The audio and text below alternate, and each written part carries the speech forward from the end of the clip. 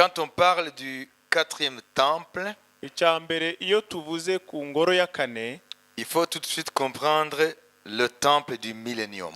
dukwiye guhita twumva ingoro y'ikinyagihumbi. Ça veut dire lorsque Jésus sera ici en tant que roi des nations, nukuvuga ngo igihe Yesu azaba ari hano ku isi nk'umwami w'amahanga régnant sur toute la terre. atwaye ku isi yose.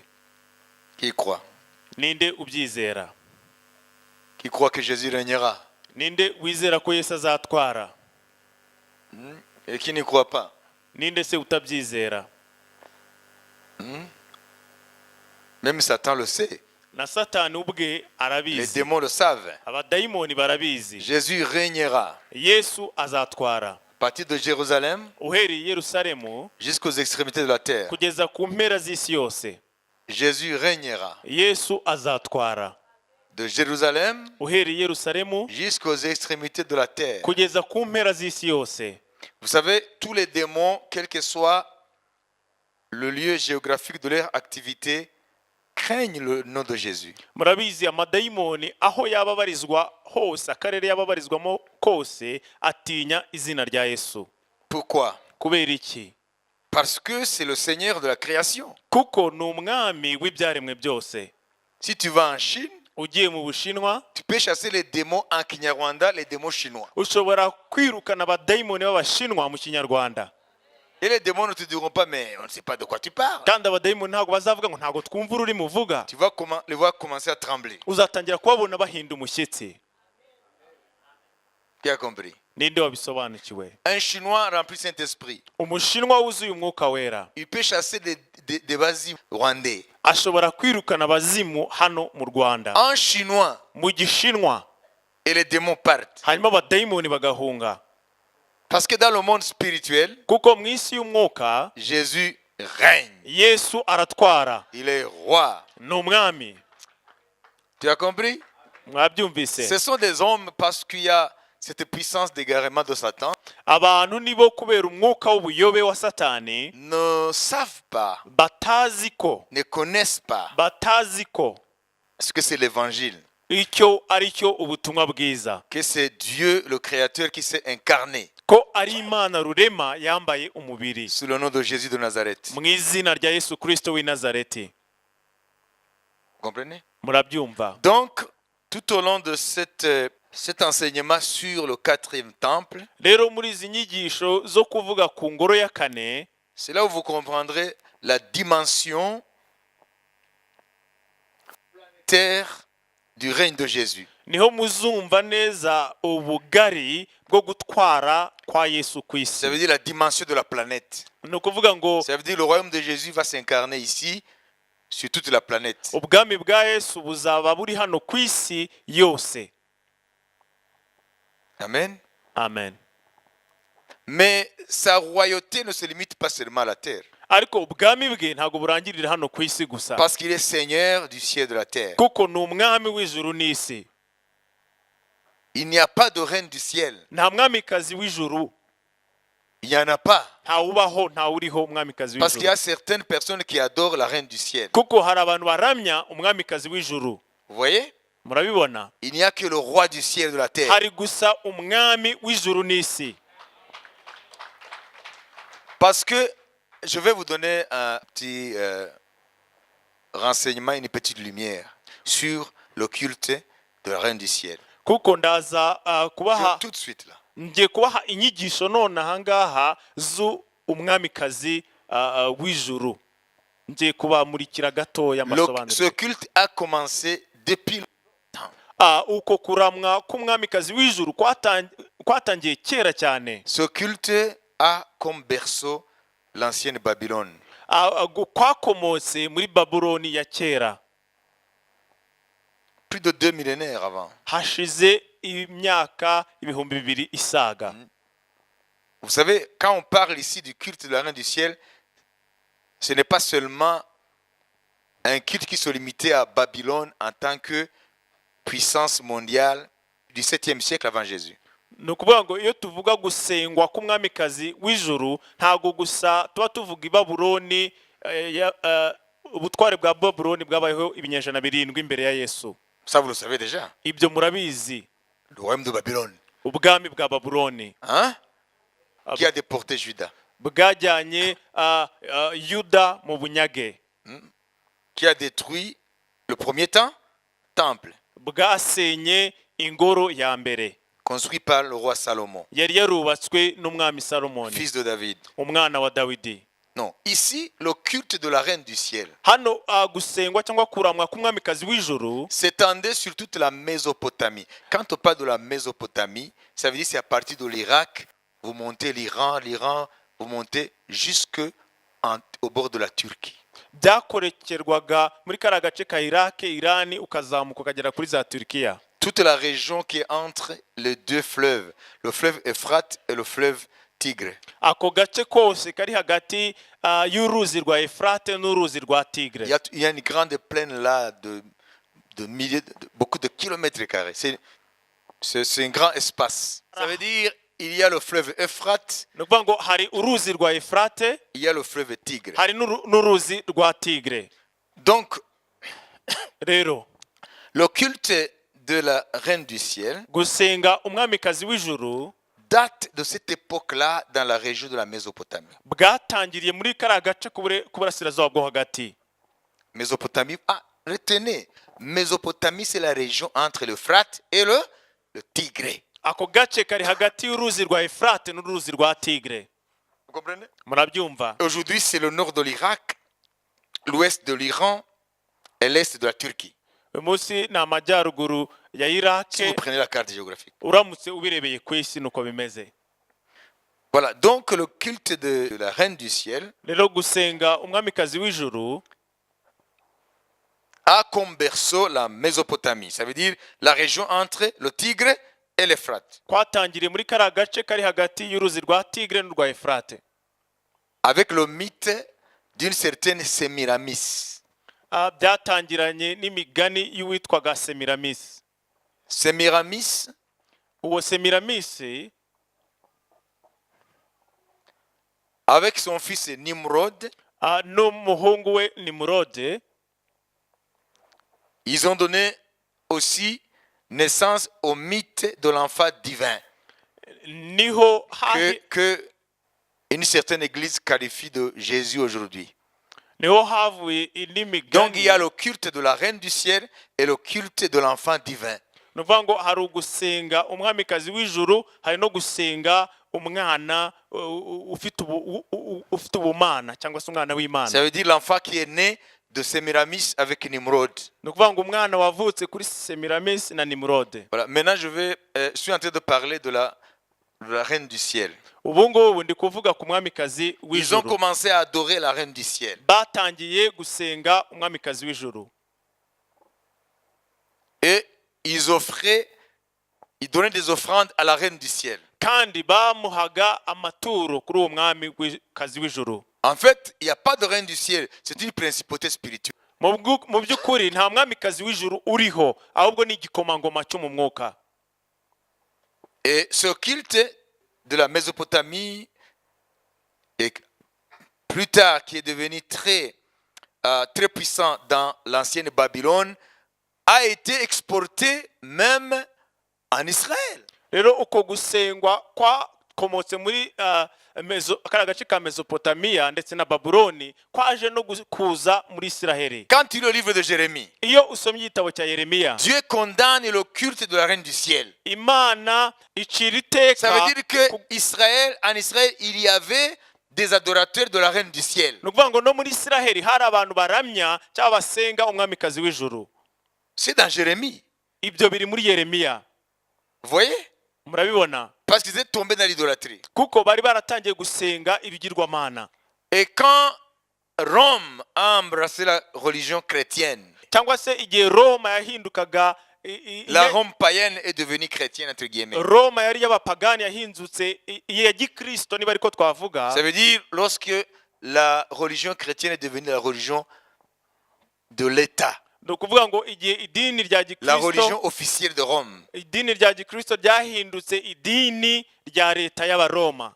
alors ils ont commencé Rero batangiye à adorer aussi la reine du ciel kuramya cyangwa gusenga umwamikazi w'ijuru à travers Marie. biciye muri Mariya. Mais ce n'est pas Marie, la mère de Jésus. Ariko ntabwo ari Mariya nyina wa Yesu. Parce que Marie n'a jamais été adorée. Kuko Mariya nta na rimwe yigeze asengwa.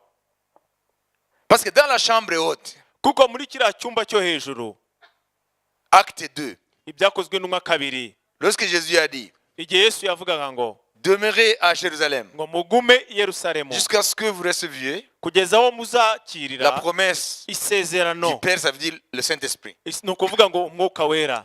Parmi les 120 personnes qui étaient là, Muri abo 120 bari muri icyo cyumba, la liste qui nous est donnée, urutonde rw'abari il bakirimo, y a aussi Marie, la mère de Jésus. harimo na Mariya nyina wa Yesu.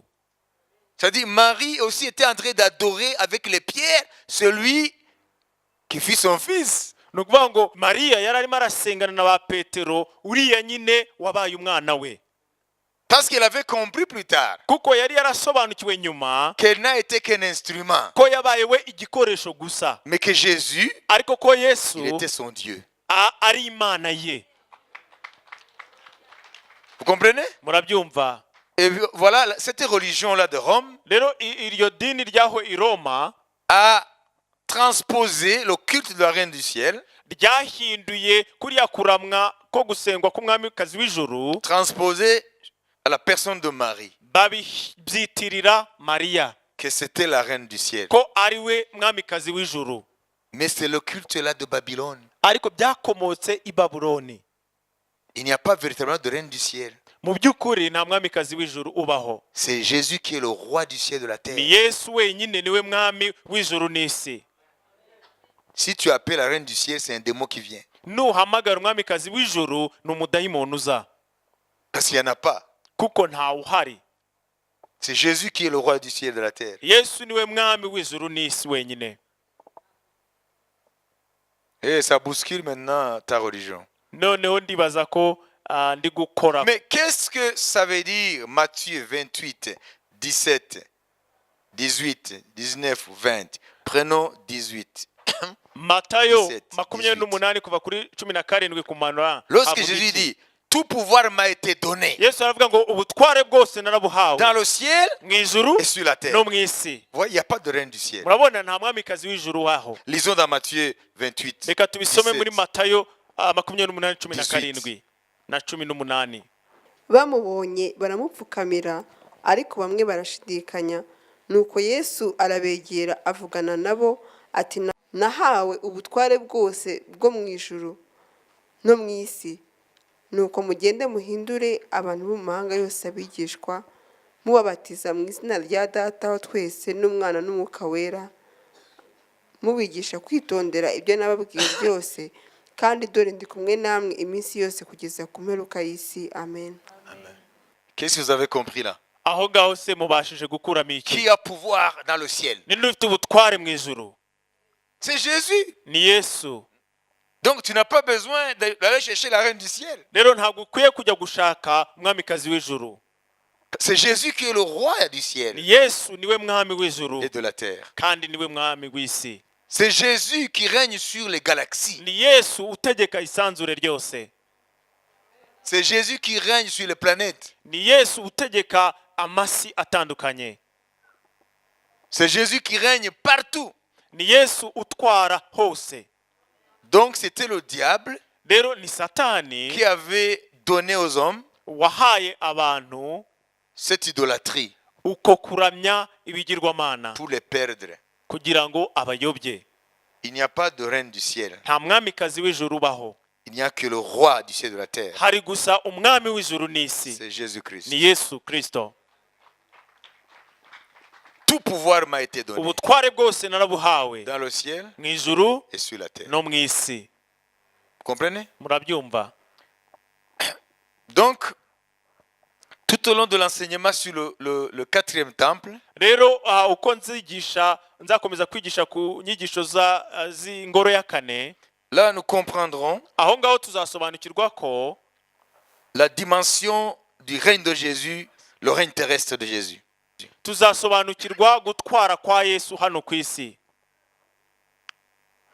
Alors, quand tu ouvres ta Bible dans Ézéchiel, rero iyo ufunguye bibiri yawe muri ezekiyeli depuis le chapitre 40 kuva ku gice cya 40 jusqu'au dernier chapitre 48, kugeza ku gice cya nyuma cya 48 il s'agit du temple du millénium. ibivugwa bijyanye n'ingoro y'ikinyagihumbi.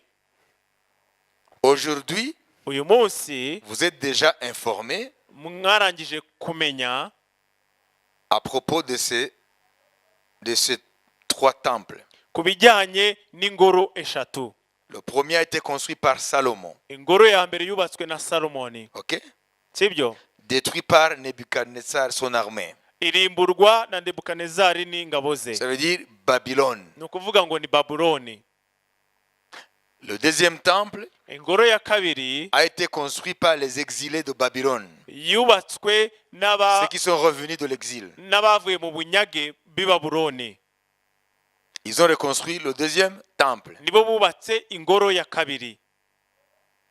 Comprenez? Murabyumva? Et qui a été finalisé, fignolé, agrandi par le roi Hérode Ier le Grand. iza gusozwa no kwagurwa n'umwami Herode wa mbere, Ok? sibyo? Ce deuxième temple, iyo ngoro ya kabiri c'est celui-là qui était là lorsque Jésus est venu. niyo yari ihari mu gihe cya Yesu. C'est là où il est entré et chassé les vendeurs. niho yinjiye yirukana abavunjaga Donc, n'abagurishaga. c'est ça le deuxième temple. iyo niyo ngoro ya kabiri. Ce même deuxième temple iyo ngoro ya kabiri nyine a été détruit en l'an 70 après Jésus, yarimbuwe cyangwa yasenywe mu mwaka wa 70 nyuma ya Yesu, en accomplissement de la prophétie de Jésus. mu gusohoza ubuhanuzi Yesu yari yaratanze. Et les Juifs, depuis le deuxième temple, hanyuma abayuda kuva kuri iyo ngoro ya kabiri ils n'ont plus de temple nta ngoro bafite, parce que ils ont commencé la grande diaspora. kuko nibwo bahise bajyanwa mu bunyage bw'igihe kinini. Ils sont revenus au début du XXe siècle. baza kugaruka mu ntangiriro z'ikinyejana cya 20. Et en 48, ils ont proclamé l'indépendance de leur État, hanyuma mu 1948 babona ubwigenge bw'igihugu de cyabo, leur pays. bw'igihugu cyabo. Et ils ont restauré l'État d'Israël. noneho batangira kuba ishyanga rya Isiraheli. Sans temple, nta ngoro bafite, comme Osée l'avait dit. nk'uko Ozeya yari yarabivuze. Ça, on l'a vu. On l'a vu. ibyo twarabibonye. Israël restera longtemps sans roi, sans éphod, sans sacrifice. ko Isiraheli izamara igihe kinini nta mwami, nta efode, nta n'ibitambo. Et en 67, hanyuma mu mwaka w'1967 ils ont repris la vieille ville avec en son sein le mont du temple, bigarurira umujyi wa kera ugizwe Jérusalem Est, Yerusalemu w'iburasirazuba, ariho umusozi, avec au sein le mont du temple. ariho umusozi w'ingoro ubarizwa. Mais ils ne peuvent pas construire le troisième temple ariko ntibashobora kubaka ingoro ya gatatu, parce qu'à l'endroit où se trouvaient les deux temples se trouvent les deux mosquées, mosquée El-Aqsa et mosquée la Dôme du Rocher. kuko aho bakwiye kubaka iyo ngoro ya gatatu hari imisigiti, umusigiti wa El Aqsa Ou le mosquée d'Omar, la mosquée d'Omar. cyangwa se umusigiti witwa uwa Omari. Donc ils ne peuvent pas construire. rero ntibabasha kubaka indi ngoro. Mais plus les jours avancent, ariko uko iminsi yigira imbere ils deviennent impatients. barimo barashaka cyane, Donc ils deviennent impatients ni ukuvuga ngo barashyugumbwa muri bo, parce qu'ils ont déjà tout ce qu'il faut pour le temple. kuko bafite ibisabwa byose kugira bubake iyo ngoro. Et ils disent qu'avec la technologie moderne, kandi bavuga yuko bijyanye n'ikoranabuhanga bafite ça leur prendra 6 mois ko bizabasaba gusa amezi 6 pour reconstruire le temple. kugira ngo bubake iyo ngoro, Parce qu'ils ont tout, kuko byose barabifite. ce qu'on appelle les préfabriqués. ni ibikoresho biba byarakozwe bitegereje Montage. guterekwa mu mwanya. Ils ont retrouvé la vache rousse. babonye ya nka y'iriza ry'igaju. Comprenez? Murabyumva? Ils ont déjà les sacrificateurs bafite abatambyi de la tribu de Lévi et de la famille d'Aaron. bo mu muryango wa Lewi ndetse no mu muryango wa Aroni. Ils ont déjà confectionné les habits sacerdotaux. barangije gutegura imyambaro y'ubutambyi Tout. byose Ils ont le chandelier en or, bafite kiriya gitereko kitabaza cy'izahabu l'autel et tout. n'igicaniro n'ibindi byose. Il ne reste que le mont du temple soit libéré par rapport à ces deux mosquées. Icyo bategereje gusa nuko umusozi w'ingoro ubohorwa iyo misigiti ibiri. Et nous avons vu que Kandi twabonye yuko ce troisième temple sera rebâti, ko iyo ngoro ya gatatu izubakwa, mais après l'enlèvement du véritable temple spirituel. ariko izubakwa ari uko ingoro nyayo y'umwuka izamuwe. Ça veut dire l'église de Ni Jésus-Christ. ukuvuga ngo ni itorero rya Yesu Kristo.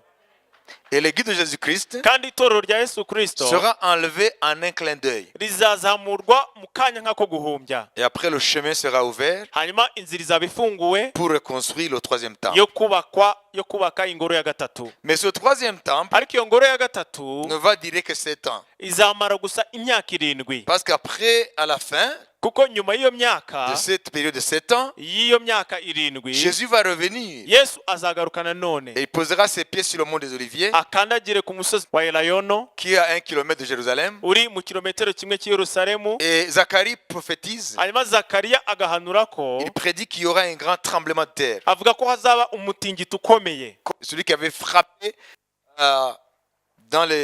dans les siècles passés au temps du roi Osias. Ça veut dire c'est commun pour les Juifs. nk'uwigeze Dans leur kuba histoire. mu binyejana bya kera mu gihe cy'umwami Oziyasi. Donc, ce tremblement de terre, Rero uwo mushyitsi, là on comprend que c'est à travers ce tremblement de terre, turumva yuko muri uwo mushyitsi ce troisième temple sera détruit. iyo ngoro ya gatatu izasenywa. Ce ne sont pas les Juifs qui iront détruire. Ntabwo ari abayuda bazawisenyera, C'est le tremblement de terre ni umutingito uzawusenya occasionné par les pieds de Jésus utewe no gukandagira kwa Yesu ku musozi wa Elayono. posés sur le mont des Oliviers. Ça, nous le voyons dans Zacharie 14, Ibyo tubibona muri Zakariya 14 verset 5. umurongo wa 5. Vous avez compris? Ese mwasobanukiwe? Qui détruira le troisième temple que les Juifs vont construire? Ninde uzasenya ingoro ya gatatu abayuda bazubaka? Le tremblement de terre, Ni umutingito uzawusenya, earthquake, umutingito w'isi occasionné par les pieds de Jésus. utewe n'ibirenge bya Yesu. Comprenez? Murabyumva? Ah, c'est pas un homme ordinaire, Jésus. Ntabwo ari umuntu usanzwe Yesu. Ses pieds Ibirenge bye posés sur le mont des igihe Oliviers bizakandagira ku musozi wa Elayono libèrent un séisme terrible. bizatera umutingito ukomeye cyane. De magnitude combien? W'ibipimo bingana bite? Sur l'échelle de Rocheter. Ku gipimo cya Rocheter. Je pense que ça sera 1000. Ntekereza ko bizaba ari nk'igihumbi. 8 sur l'échelle de Rocheter, toute la ville est détruite. Umunani, igipimo cy'umunani ku gipimo cya Rocheter ni umujyi wose usenyuka. Alors, ça serait un tremblement de terre terrible. Rero uzaba ari umutingito uteye ubwoba. Et après avoir purifié le pays, Hanyuma nyuma yo kweza igihugu enterrer les cadavres occasionnés par ces guerres, no gushyingura imibiri izaba yishwe muri iyo ntambara, nous avons vu qu'ils vont passer 7 mois à enterrer les cadavres. twabonye ko bazamara amezi 7 bashyingura imibiri, Et ils vont passer 7 ans à ramasser les armes. kandi bazamara imyaka 7 batoragura intwaro. C'est pas moi qui l'invente, c'est Ntabwo la ari Bible. jye ubihimba, ni Bibiliya ibivuga. Qui a vu ça dans sa Bible? Ninde wabisomye muri Bibiliya ye? Donc, après avoir purifié le pays, Rero mbere yo kweza igihugu, alors Jésus va commencer son règne de 1000 ans. Yesu azatangira gutwara imyaka 1000. Ah, puisqu'il n'y a pas Dieu sans temple. Kandi kubera ko nta mana ibiriho iyo nta ngoro ihari, Donc, il y aura un temple du millénium ni ukuvuga ngo hazaba iyindi ngoro y'ikinyagihumbi qui n'a rien à voir avec les précédents, idafite aho ihuriye n'izayibanjirije, qui sera tellement glorieux. izaba yuzuye ubwiza. C'est ce que Agé a prophétisé aussi. Nibyo Agayi yahanuye nawe, La gloire de ce dernier temple, avuga ngo ubwiza bw'iyo du ngoro ya dernier nyuma, temple, ubwiza bw'ingoro ya nyuma sera plus grande. buzaba bwinshi cyane. Les gens peuvent interpréter comme ils veulent, Abantu bashaka kubisobanura uko babishaka, mais lorsqu'on extrapole, ariko iyo ça sera le 4e temple. tubisobanuye neza izaba ari ingoro ya 4, Et ça sera le dernier temple terrestre. kandi izaba ari yo ngoro ya nyuma ibaye hano ku isi. Vous comprenez? amen. Et nous allons vous dire quelque chose de très important. Rero tugiye kubabwira ikintu gikomeye. Vous savez, aujourd'hui, Murabizi uyu munsi Jérusalem spirituellement s'appelle Sodome et Égypte. Yerusalemu mu buryo bw'umwuka yitwa Sodoma na Misiri. Apocalypse 11. Ibyahishuwe Yohana On l'a vu maintes fois. 11:8. 11:8. 11:8 twabibonye kenshi.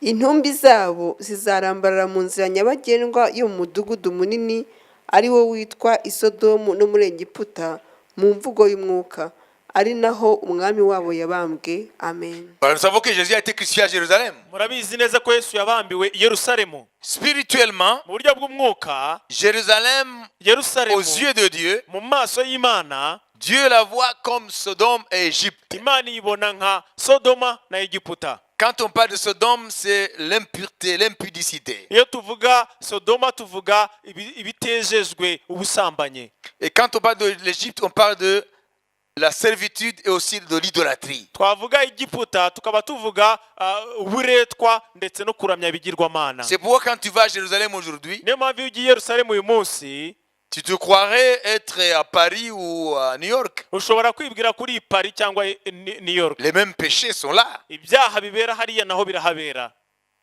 Même si elle a la vocation de ville sainte. Nubwo ifite umuhamagaro w'umurwa wera. Mais elle n'est pas sainte aujourd'hui. Ariko ntabwo yera uyu munsi. Mais elle le redeviendra. Ariko izahinduka yera.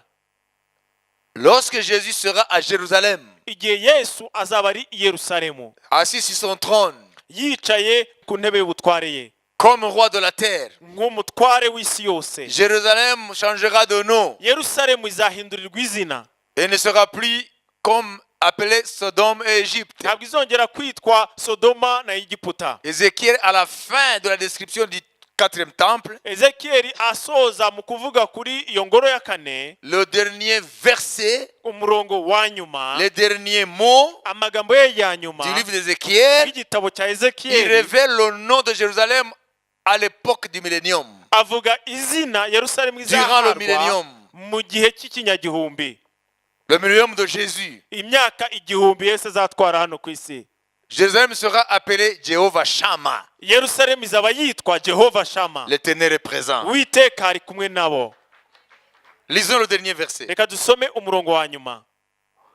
Avant de lire le dernier verset, Mbere yuko dusoma uwo murongo wa nyuma, écoutez, munyumve chapitre 40, igice cya 40 Ézéchiel, cya Ezekiyeli jusqu'au dernier chapitre 48. kugeza ku gice cya nyuma cya 48. C'est quelque chose qui n'est pas encore arrivé. Ni ibintu bitarasohora. C'est la description du dernier temple terrestre à Jérusalem. Abari kuvuga ku ngoro ya kane izaba iri Yerusalemu. Il a eu la révélation du temple du millénium. Yagize ihishurirwa ry'ingoro y'ikinyagihumbi. Et Jérusalem changera de nom. Kandi Yerusalemu izahindurirwa izina. C'est là où il clôt sa vision, sa révélation. Aho niho asoreza iyerekwa rye. Lisons Reka dusome. le dernier verset du dernier chapitre d'Ézéchiel. Umurongo wa nyuma w'igice cya nyuma cya Ezekiyeli. ahawukikije hose hazaba imbingo 18,000 kandi uhereye uwo munsi Uhereye uwo munsi. Musubiremo. Uhereye uwo munsi. uwo murwa uzitwa ngo Uwiteka niho ari. Amen. En hébreu, ça veut dire Jéhovah Shammah. Mu Giheburayo bishaka kuvuga Jehova Shama. Donc la destinée d'Israël, Rero indunduro ya la Isiraheli, destinée d'Israël, aho Isiraheli yerekeza, son histoire finale, amateka yayo ya nyuma c'est une histoire glorieuse. ni amateka y'ubwiza. Qui a compris? Ninde wabyumvise? C'est une histoire glorieuse. Ni amateka y'ubwiza. Vous avez vu? Murabibona? Qui se souvient du sort final de Damas? Ninde wibuka uko umujyi wa Damasko uzarangira? Qui se souvient du sort final de Damas, la capitale de la Syrie? Ninde wibuka ibizaba kuri Damasko umurwa wa Siriya? Combien? Levez vos mains. Bangahe muzamura ibiganza byanyu? Destruction totale. Kurimburwa rwose 100%. N'est-ce pas? Sibyo? Alors, le sort final de Jérusalem, Ariko indunduro y'amateka ya Isiraheli Jéhovah Shammah. ni Uwiteka niho ari. Parce que Jésus sera présent. kuko yesu azaba ahari. Et cela montre que Jésus, c'est lui, Jéhovah. Kandi ibyo bigaragaza ko yesu niwe jehova. Est-ce que tu es content avec ça? Ese ibyo murabinezerewe? Voilà. Retenez ceci ce soir. Rero uyu mugoroba mugumana ibi. Aujourd'hui, Jérusalem s'appelle spirituellement Sodome et Égypte. Uyu munsi Yerusalemu yitwa Sodoma na Egiputa mu mwuka. Parce qu'elle est dans la servitude. Kuko iracyari mu bubata. Habiter à Jérusalem aujourd'hui ou habiter à Gassiata, c'est pareil. Gutura i Yerusalemu uyu munsi no gutura mu Gatsata ntaho bitaniye. Est-ce que vous comprenez? Ese murabyumva? Vous comprenez? Murabyumva? Pour ceux qui ne sont pas connaisseurs de la Bible, ils diront que nous sommes en train de faire quoi? Ku batazi neza Bibiliya bazavuga ko turimo turagira dute? De blasphémer. Turimo turatuka Yerusalemu. Mais non, c'est l'Apocalypse. Hoya ni byahishuwe Yohana 11:8. 11:8. Aujourd'hui, Dieu voit Jérusalem comme Sodome et Égypte. Uyu munsi Imana ibona Yerusalemu nka Sodoma na Egiputa. Mais la finalité de la ville, Ariko indunduro y'uwo murwa c'est Jéhovah Shammah. ni Uwiteka niho ari. Donc c'est une finalité glorieuse. No kuvuga ngo ni indunduro y'ubwiza. Ça veut dire Jérusalem est destinée à être une ville glorieuse. No kuvuga ngo Yerusalemu izagira amateka y'ubwiza mu ndunduro yayo. Dans les psaumes, il est dit, oh, ville de Dieu. Muri Zaburi handitswe ngo o mujyi w'Imana. Des choses glorieuses ont été dites sur toi. Ngo ibintu by'ubwiza byavuzwe kuri wowe. Des choses glorieuses. Ibintu bihambaye byavuzwe kuri wowe. Vous voyez? Murabibona? Comprenez? Murabyumva? C'est-à-dire, si Jérusalem aujourd'hui No kuvuga ngo Yerusalemu uyu munsi est le niba repère des démons, ariyo abadayimoni batuyemo, les trônes d'iniquité, ibikomangoma byo gukiranirwa ariho biri, alors qu'avant il y avait les trônes de justice. kandi mbere hari ibikomangoma byo gukiranuka. Lorsque David était sur le trône, Igihe Dawidi yari ari ku ngoma, lorsque Salomon était sur le trône, igihe Salomo yari ari ku ngoma, là il y avait des trônes de justice. aho ngaho hari ingoma yo gukiranuka. C'était le trône de Dieu, Yari ingoma y'Imana. la théocratie, Yari Imana niyo yari iyoboye à travers des hommes, biciye mu bantu tels que David, tels que Salomon. nka Dawidi cyangwa Salomo. Mais depuis, Ariko kuva icyo gihe la gloire de Dieu est partie. ubwiza bw'Imana bwaragiye. Comprenez Ézéchiel, Mwumve neza Ezekiyeli, il est de la tribu de Lévi, il est sacrificateur. akomoka mu muryango wa Lewi, ni umutambyi. Comprenez? Murabyumva? Donc il a reçu la révélation Ni ukuvuga ngo yakiriye ihishurirwa de quand la gloire de Dieu qui était venue lors de la dédicace du temple de Salomon bw'igihe ubwiza bw'Imana bwari bwaraje igihe Salomo yatahaga ingoro jusqu'à ce que les sacrificateurs fassent quoi? kugeza abatambyi bibagendera gute? Couchez pas?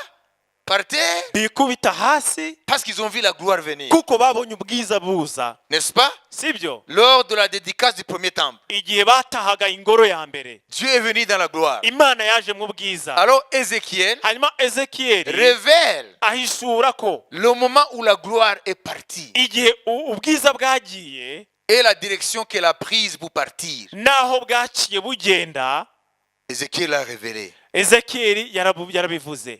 Ézéchiel a survolé les siècles Ezekiyeli yaciye hejuru y'ibinyejana jusqu'à l'époque du millénium. kugeza mu gihe cy'ikinyagihumbi. Et il a eu la révélation Noneho abona ihishurirwa ko de comment cette même gloire va revenir à Jérusalem. uko ubwiza buzagaruka i Yerusalemu. Le même chemin qu'elle a pris Inzira bwaciyemo bugenda pour sortir de Jérusalem, busohoka muri c'est le Yerusalemu même chemin qu'elle prendra niyo buzafata pour revenir dans Jérusalem. bugaruka muri Yerusalemu. C'est dans le livre Biri d'Ézéchiel. mu gitabo cya Ezekiyeli. Parce qu'il était sacrificateur Kuko yari umutambyi de la tribu de Lévi, wo mu muryango wa Lewi. alors ces révélations Rero amahishurirwa yabonye principalement cyane cyane focalisent butumbera sur le temple.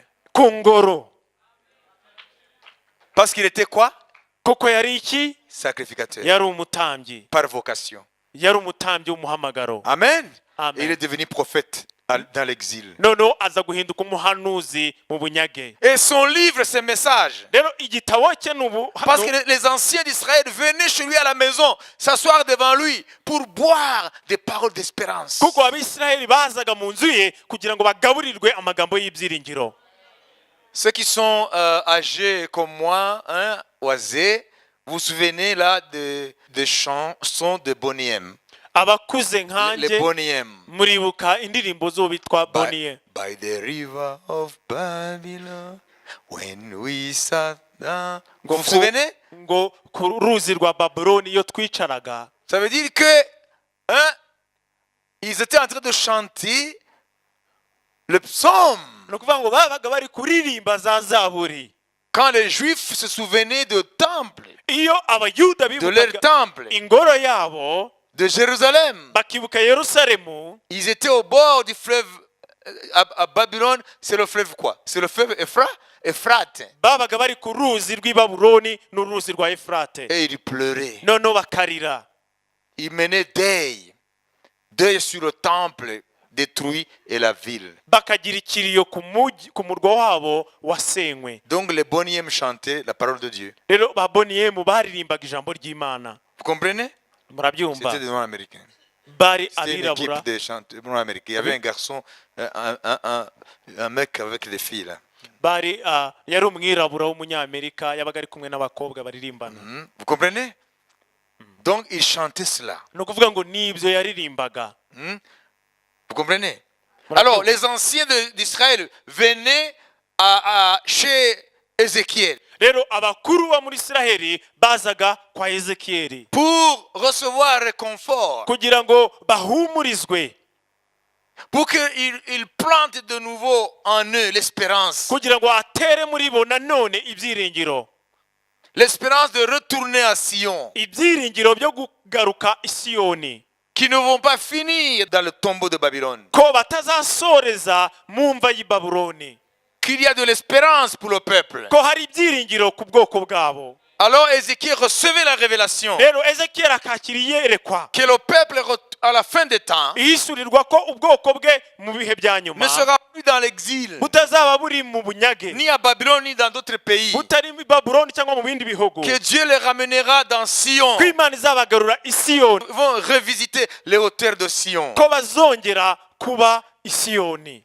Hein, les hauteurs de Sion. ko Quand on parle Zion Heights, ko bazongera ils kuba vont ku misozi y'i Siyoni. ça veut dire là où se trouve le temple. ni ukuvuga ngo ahariya nyine ingoro iri Ça veut dire yari qu'ils vont de yubatswe. nouveau monter au temple de ni ukuvuga ngo l'Éternel. nanone bazongera bazamuke ku ngoro y'Uwiteka. Et il a montré que ce sera un temple noneho avuga ko izaba ari ingoro qui sera rempli de la gloire de Dieu. yuzuye ubwiza bw'Imana. La gloire qui est partie, ubwiza bwagiye, la gloire reviendra. ubwiza niko buzagaruka. Alléluia. Haleluya, Alléluia. haleluya. En faisant sortir Jésus avec la croix de la ville de Jérusalem, mu gusohora Yesu yikoreye umusaraba mu mujyi wa Yerusalemu, là, il chassait la gloire. aho ngaho birukanye ubwiza, Parce que Jésus, c'est la gloire de l'Éternel. kuko Yesu niwo bwiza bw'Uwiteka. Et quand Jésus va revenir, rero Yesu nagaruka c'est la gloire qui va revenir. n'ubwiza buzagarukana nawe.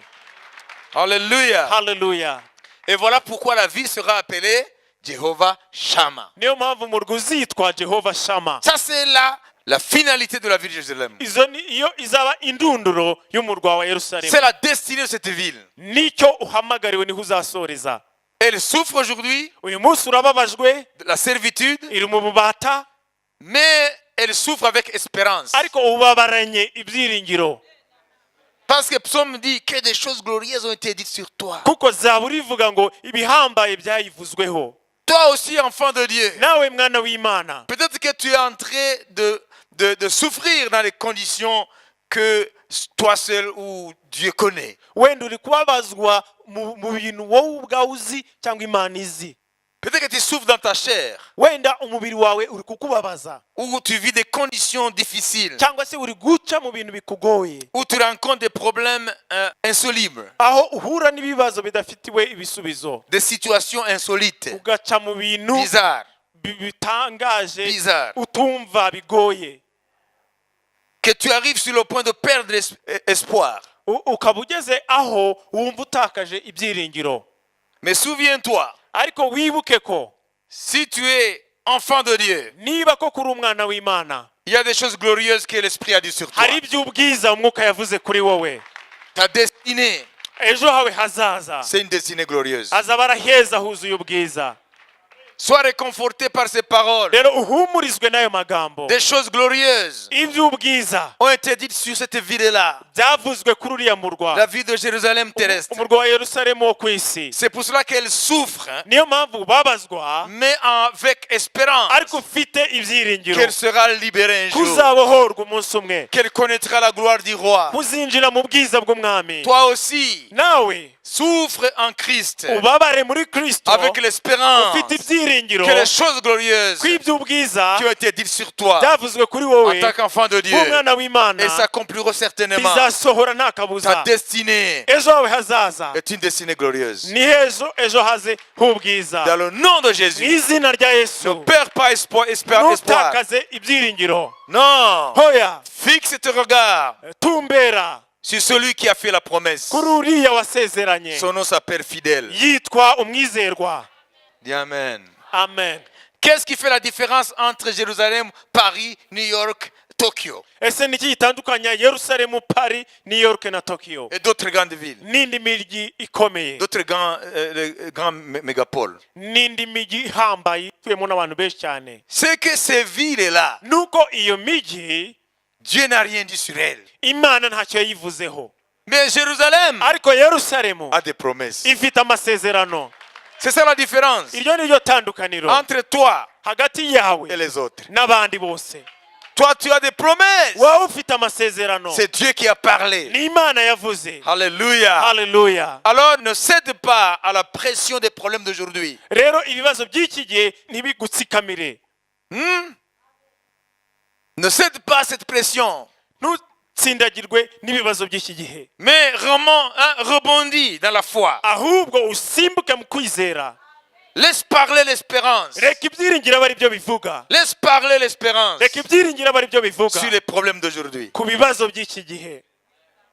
Laisse jaillir Reka muri wowe hadudubize la foi aux promesses de Dieu. kwizera kw'amasezerano y'Imana.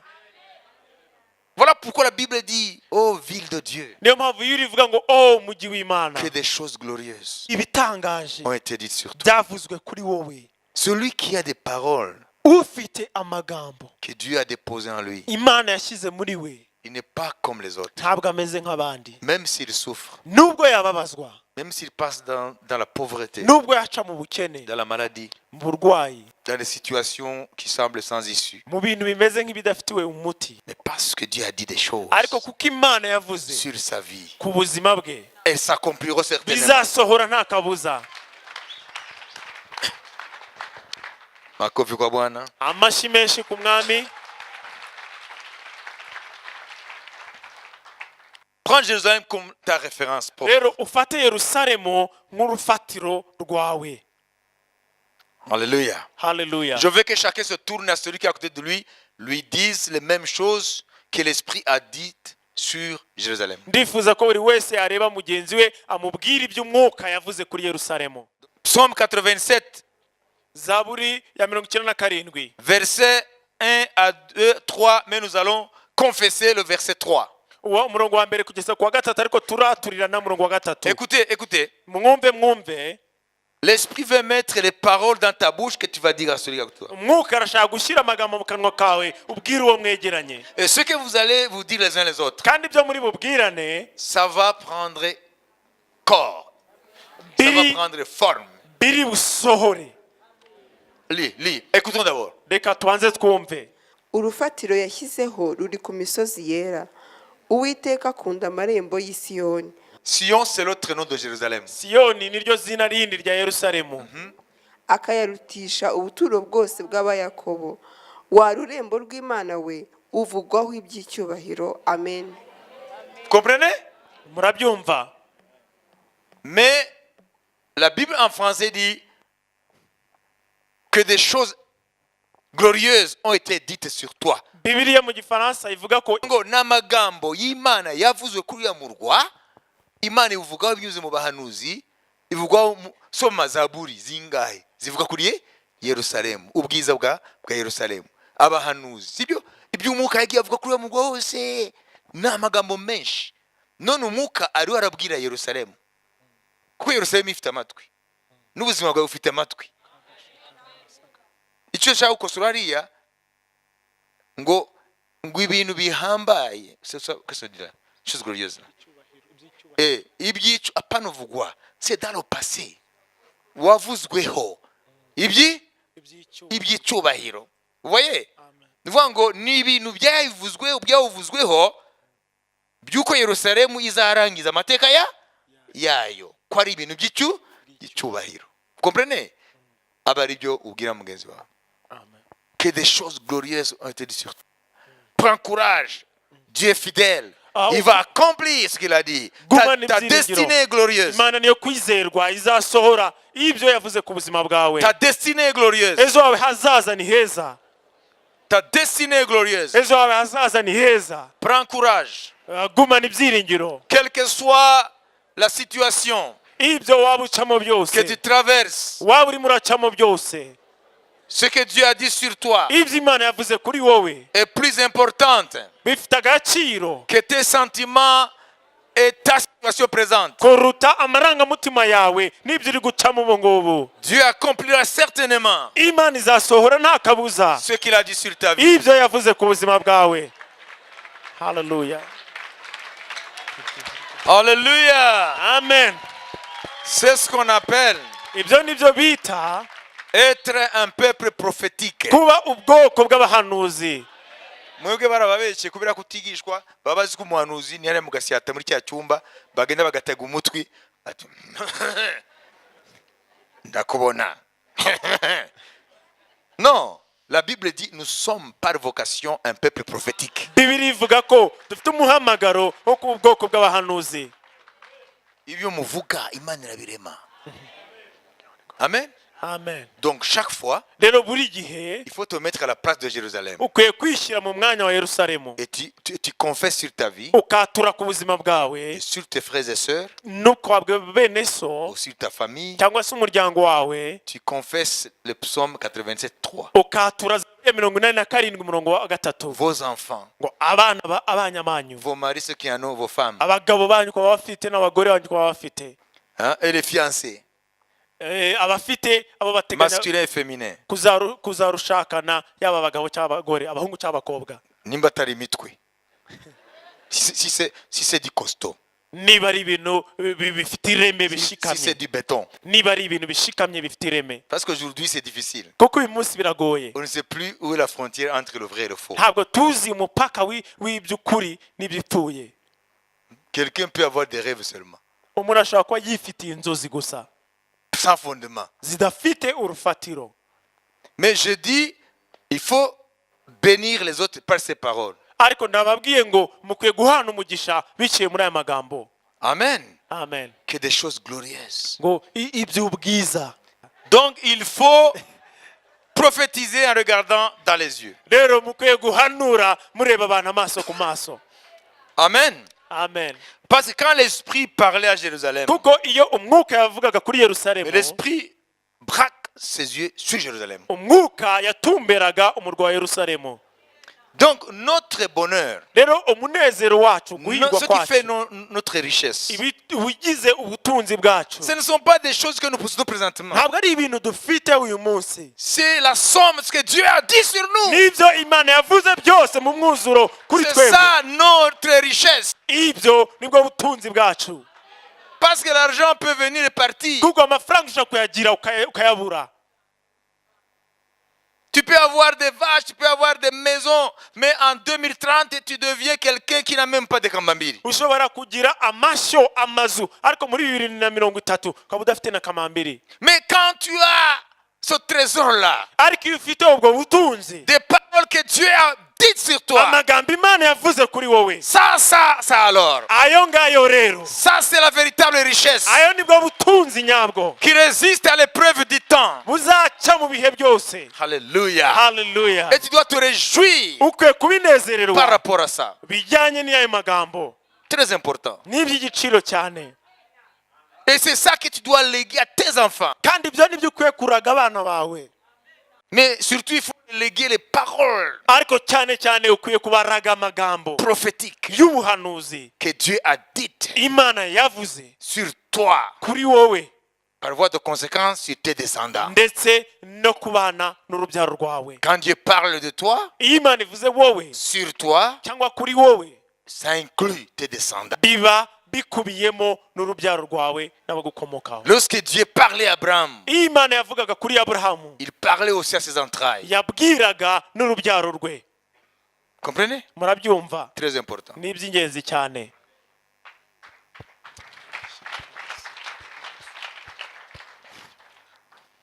Alléluia. Haleluya. Il reste beaucoup de choses à dire. Nous allons continuer vendredi. Haracyari byinshi byo kuvuga, tuzakomeza kuwa gatanu, Mais aujourd'hui, au moins, pars avec ça. ariko uyu munsi byibuze utahana ibi ngibi. Ézéchiel 40 à 48, c'est l'affaire de quoi? Ezekiyeli 40 kugera kuri 48 ni ibijyanye n'iki? Le quatrième temple. N'ingoro ya kane. Quelle sera l'implication ou les implications du quatrième temple à Jérusalem? Ingaruka z'ingoro ya kane i Yerusalemu ni izihe? La ville va changer de nom. Umujyi uzahindurwa izina. Ça veut dire la ville va changer Ni ukuvuga ngo umujyi uzahindura de dominion. ibikomangoma biwutwaye. Dominion. Va changer de dominion. Uzahindura ibikomangoma biwutwaye. Les autorités qui règnent sur la ville. Ibikomangoma n'abatware biyobora umujyi. Il y aura un shift. Hazaba impinduka.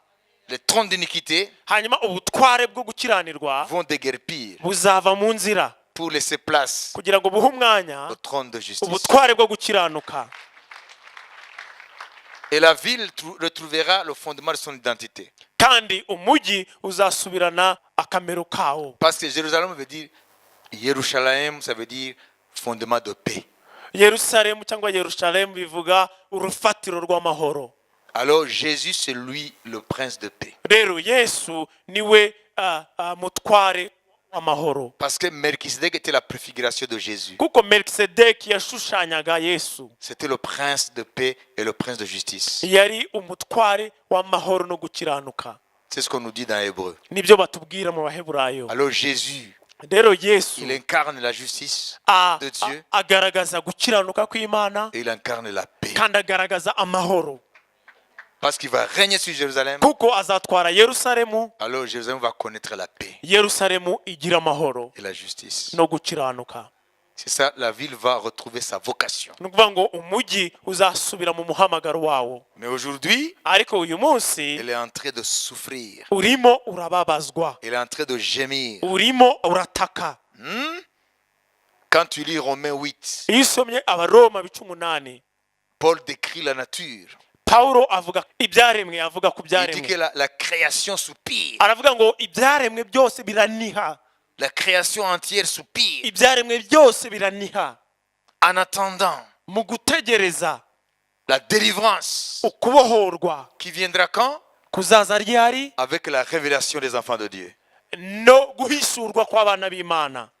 Donc la création, Ni ukuvuga ngo ibyaremwe, la prière de la création, isengesho y'ibyaremwe byose, les arbres, les animaux, tout. ibiti, inyamaswa n'ibindi, La prière de la création, isengesho y'ibyaremwe c'est celle-ci. ni iri ngiri. Que les enfants de Dieu soient révélés Abana b'Imana bahishurwe dans la gloire. mu bwiza bwabo. Parce qu'à ce moment-là, Kuko muri uwo mwanya même la création n'ibyaremwe byose va entrer dans la gloire. bizinjira mu bwiza. Donc Jérusalem soupire. Irimo iranihira kugaruka kwa Mesiya. Parce qu'elle connaît ce que Dieu a dit. Kuko izi ibyo Imana yavuze. Toi aussi soupire dans ces situations. Nawe rero unihire muri iyo mibabaro, Mais soupire non pas sans espérance. ariko ntunihane kutabura ibyiringiro, Mais soupire avec l'espérance. unihane ibyiringiro. Bientôt c'est la délivrance. Vuba uzabohorwa, Bientôt c'est la liberté. vuba uzaba umudendezo, Bientôt il y aura une porte de secours. vuba hazaboneka umuryango wo gutabarwa. Oh, hallelujah. Haleluya. Il faut vivre ce gémissement en toi avec espérance. Ukwiye guca muri uko kuniha ufite ibyiringiro. En terminant, je ne dis pas seulement l'espérance future. Mu gusoza simvuga gusa ibyiringiro bizaza nyuma, L'espérance finale pour nous tous. cyangwa si ibyiringiro bizaba indunduro ya twese En tant que peuple de Dieu. nk'ubwoko bw'Imana. Mais il faut aussi que tu soupires Ukwiye nanone guca muri iyo miniho avec l'espérance ufite ibyiringiro qu'il y a des portes qui sont en train d'être ouverte pour toi. ko hari imiryango iri kugufungurirwa, Qu'il y a des portes qui vont s'ouvrir. ko hari imiryango igiye gufunguka. Souvenez-vous ce que Dieu a dit. Mwibuke ibyo Imana yavuze Avec les épreuves, ngo hamwe n'ibigeragezo Dieu est fidèle. Imana niyo Il ne kwizerwa, permettra pas ntizemera que tu sois éprouvé au-delà de ta foi. ko wageragezwa birenze kwizera kwawe. Avec l'épreuve, Hamwe n'ibigeragezo il va prévoir une porte. aza gufungurira umuryango. Alléluia. Haleluya. Et je déclare maintenant, Kandi ndatura au nonaha milieu de tes épreuves, hamwe mu n'ibigeragezo byawe que la porte s'ouvre maintenant. umuryango ufunguke Au nonaha nom de mu Jésus. izina rya Yesu. Que la porte s'ouvre maintenant. umuryango ufungure nonaha. Alléluia. Haleluya. Toi qui traverses la vallée de Baka. wowe uri guca mu kibaya cya Baka, Baka veut dire la vallée des pleurs. kibaya Toi qui cy'amarira. traverses la vallée de wowe Baka. uri guca mu kibaya cya Baka, Des problèmes de santé. aho uri guca mu bibazo by'ubuzima, Des problèmes de santé. ibibazo by'umubiri, ubuzima, Des problèmes de santé. ibibazo byo mu Des mubiri, problèmes de chômage. ibibazo byo kutagira akazi, Des problèmes de toutes sortes. ibibazo by'ubwoko De bwose, tout genre. by'ubwoko bwose. Ça, c'est ta vallée de Baka. icyo nicyo kibaya cyawe cya Baka. Mais la Bible dit, ariko Bibiri iravuga ngo, et l'Esprit te dit aujourd'hui, kandi umwuka arakubwira uyu je munsi vais mettre ngo ndashaka guhishyiraho dans la vallée de Baka muri icyo kibaya cya Baka des sources de joie. amasoko y'umunezero, Des sources de joie. amasoko y'umunezero. Dans ta vallée de Baka, muri icyo kibaya cya Baka je place des sources de joie. ishyize amasoko y'umunezero. Aujourd'hui, c'est des pleurs. uyu munsi muri icyo kigeragezo, Demain, c'est des cris de joie. ejo uzaba unezerewe Au nom de mu Jésus, izina rya Yesu. que ta vallée de Baka muri icyo kibaya cya soit Baka transformée gihinduke en source de joie. isoko y'umunezero, Des fleuves de joie isoko y'umunezero remplissent ta vallée. uzuza icyo kibaya, Que des fleuves de joie, habemo gusa amasoko y'umunezero, que des fleuves de joie remplissent ta vallée. amasoko y'umunezero yuzura ikibaya cyawe. Parce que Dieu dit, kuko Imana ivuga ngo je change la vallée de Baka ngo mpindure ikibaya cya Baka en vallée pleine de sources de joie. nkagihinduramo ikibaya cyuzuye amasoko Ne y'umunezero. sois pas incrédule. ntuhinduke utizera, Éloigne de toi l'amertume. ikure muri wowe umubabaro n'agahinda, Amertume. Peut-être ubusharire ikure muri wowe que ubusharire. tu mets la cause sur d'autres personnes. wenda uri gutunga agatoki abandi Qu'ils sont la cause. ko ari bo Que ces mbarutso, personnes sont la cause de tes problèmes. ko abo bantu ari bo baguteza ibibazo, Que les autres sont la cause d'être dans cette vallée. ko abo bantu ari bo batumye uri guca muri icyo kibaya. Mais Dieu dit, ariko Imana iravuze ngo laisse de côté shyira ku ruhande le jugement gucira urubanza sur les autres, abantu l'amertume, n'ubusharire, même si c'est pour eux qu'ils soient la cause. nubwo bishoboka ko abo bantu bashobora kuba ari bo batumye winjira muri icyo kibaya. Mais Dieu dit, ariko Imana tu iravuze n'as ngo pas affaire aux hommes. ngo ntabwo ufitanye urubanza n'abantu, Les hommes sont des hommes. abantu ni abantu, Tu as affaire à moi. ni wowe ukwiye C'est moi ton kuntumbera, créateur et ton époux. yewe wakuremye, C'est moi ton créateur et ton époux. ninjye muremyi wawe n'umukwe wawe. Alors comprends bien. rero wumve neza, Tu as affaire à moi. ukwiye kuntumbera. La vallée de Baka, ikibaya cya Baka bien qu'elle soit une réalité pour toi, nubwo cyaba ari ukuri kuri wowe, je vais la changer nzagihindura en source de mu fleuve masoko y'inzuzi de joie. y'umunezero. Tu vas tressaillir de joie uzanezerwa cyane en voyant ta vallée remplie d'eau, mu kubona ikibaya cyawe cyuzuye amazi, de joie. cyuzuye umunezero. Vous savez les paroles prophétiques, murabizi amagambo y'ubuhanuzi, même si elles viennent de Dieu, nubwo yava ku Mana, elles n'ont d'effet que pour ceux qui croient. agira umumaro abizera bonyine. Si tu ne crois pas, ça va partir comme ça. niba utizera biracaho gusa. Jérusalem croit à ce que Dieu a dit. Yerusalemu yizera ibyo Imana yavuze, Voilà pourquoi elle sera appelée niyo mpamvu izitwa Jéhovah Shammah. Jehova Shama. Toi aussi crois nawe izere à ce que Dieu dit. ibyo Imana ivuga. Ne regardez plus la vallée wireba ikibaya de pleurs, cy'amarira, mais regarde maintenant reba noneho le jaillissement des sources. amasoko y'umunezero, Des fleuves coulent inzuzi zitemba pour remplir la vallée. kugira ngo zuzuze icyo kibaya. Demain pour toi, ejo hazaza c'est hawe des fleuves de joie. ni amasoko y'umunezero. Demain pour toi, Ejo hawe hazaza c'est des fleuves de réjouissance. ni inzuzi zo Dis kunezerwa. Amen. Vuga ngo amen. Dis Amen. Amen. Dis Amen. Amen. Oh, acclamons le Seigneur. Acclamons le Seigneur. Reka dukomere amashyi umwami. Acclamons le roi de rois. Dukomere amashyi umwami. Celui qui change la vallée de Baka Niwe uhindura ikibaya cya Baka en source de mu joie, masoko y'umunezero, en fleuve de joie. mu nzuzi z'umunezero. Rien n'est impossible à notre Dieu. Nta na kimwe kidashokera Imana yacu. Alléluia. Haleluya. Il change les ténèbres en lumière. Ahindura umwijima mu mucyo. Il change la mort en la vie. Ahindura urupfu mu bugingo. Alléluia. Haleluya. Alors ces choses Rero ibyo bintu s'ajoutent à d'autres qui ont été dites sur toi. byiyongera ku bindi byavuzwe kuri wowe, Que ça s'accomplisse sur ta vie. kandi bizasohora ku buzima bwawe. Au nom de Mu Jésus. izina rya Yesu. Amen. Amen. Amen. Amen.